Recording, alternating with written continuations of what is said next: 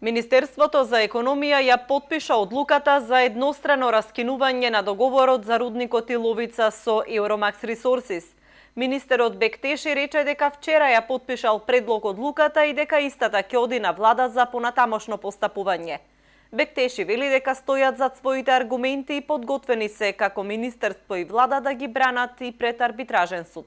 Секако дека ние нема да седиме со вкрстени раце, ние затоа многу внимателно сме ги следиле сите процедури, многу внимателно сме ги донесле сите претhodни одлуки, се со цел да не ставиме државата во незгодна ситуација каде што би можел да изгуби на арбитражен суд. Ние ги имаме нашите аргументи.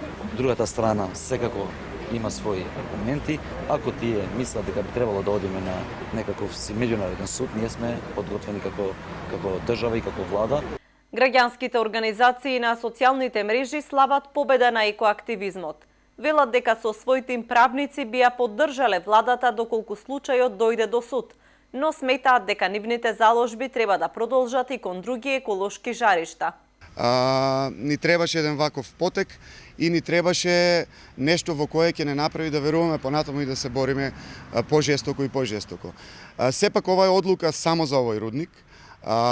Многу блиско имаме рудници кои што се планирани, веќе дадена концесија за истражување во двориште Беровско и Плавуш, местноста Плавуш. Очекуваме да ова одлука биде почеток на крај на цела таа приказка со родниците. Euromax пред 2 дена рекоа дека се уште е рано да се произнесат за одлука за понатамошни чекори. Откако добро ќе ги разгледале сите аргументи, ќе известиле што ќе превземат понатаму.